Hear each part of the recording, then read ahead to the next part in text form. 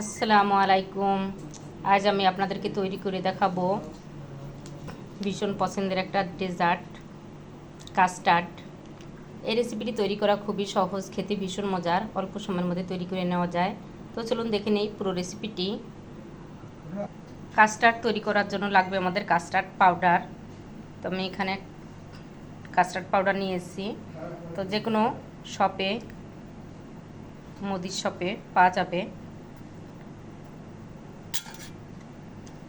লাগবে দুধ, লাগবে চিনি, ফল।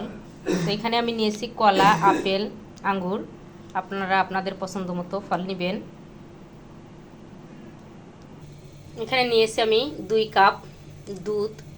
তো দুধটা আমি ভালো করে জাল দিয়ে নিয়েছি। আর এখান থেকে কিছুটা দুধ বাটিতে তুলে নিয়েছি। এখন কাস্টার্ডটা গুলে নিব। তো এখানে আমি 1 কাপ দুধের জন্য 2 চামচ কাস্টার্ড পাউডার নিব। তো আপনারা কম বেশি দুধ নিলে বাড়িয়ে কমিয়ে নেবেন। আর দুধটা হালকা ঠান্ডা হতে হবে, বেশি গরম হলে দলা পাকিয়ে যাবে। তো ভালো করে গুলিয়ে নেব।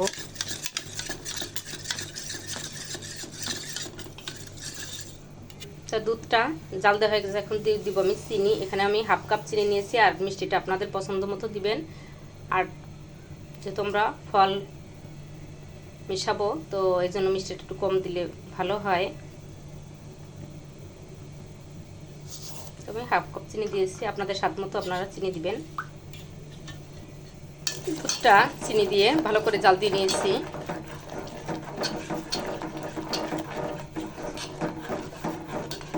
দুধটা ভালো করে জাল হয়েছে। কাস্টার্ড পাউডারটা ভালো করে গুলে নিয়েছি, কোনো দলা নাই।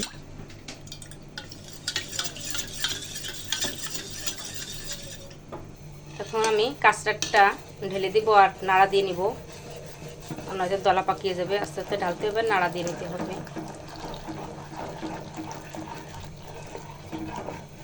2-3 মিনিট জাল দিলে কাস্টার্ডটা রান্না হয়ে যাবে। জাল মিডিয়াম রেখে 2-3 মিনিট জাল দিলে হয়ে যাবে রান্না।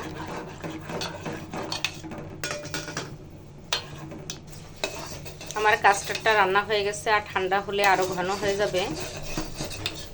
এখন আমি কাস্টার্ডটা নামিয়ে ঠান্ডা করে ফ্রিজে নরমালে রেখে দিব। তারপরে পরিবেশন করে দেখাবো কেমন হয়েছে কাস্টার্ড রান্না তৈরি।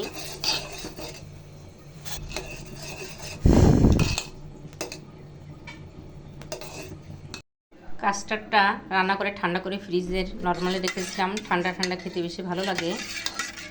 এখন ফ্রিজ থেকে আমি এখন পরিবেশন করব। কাস্টার্ড পরিবেশনের জন্য এখানে আমি ফল নিয়ে এসেছি, আঙ্গুর, কলা, আপেল। তো আপনাদের পছন্দ মতো ফলগুলো নেবেন। আর যে ফলগুলো পানি গলে সেই ফলগুলো নেওয়া যাবে না, যেমন তরমুজ, আনারস। আর যে সব ফলগুলো পানি গলে না সেই ফলগুলো নিতে হবে। তা আপনারা আপনাদের পছন্দ মতো ফল নেবেন। আমি আমার পছন্দ মতো ফল নিয়েছি। প্রথম আমি একটা বাটিতে ফলগুলো দিয়ে দিচ্ছি। এখন উপর দিয়ে কাস্টার্ড দিয়ে দিব।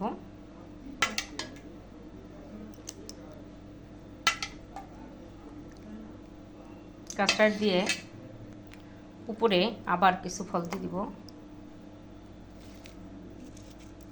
তো তৈরি হয়ে গেল আমার কাস্টার্ড। তো অল্প সময়ের মধ্যে কাস্টার্ডটা বানিয়ে নেওয়া যায়। তো আপনারা বাসায় ট্রাই করবেন, আর কেমন হলো কমেন্টস করে জানাবেন। আমার রেসিপিটি যদি আপনাদের ভালো লাগে আমার চ্যানেলটি সাবস্ক্রাইব করবেন, ফেসবুক পেজটি ফলো করে লাইক দিয়ে সাথে থাকবেন। সবাই ভালো থাকবেন। নতুন নতুন রেসিপি নিয়ে আবার আপনাদের সামনে হাজির হয়ে যাব। আমাদের জন্য দোয়া করবেন। আল্লাহ হাফেজ।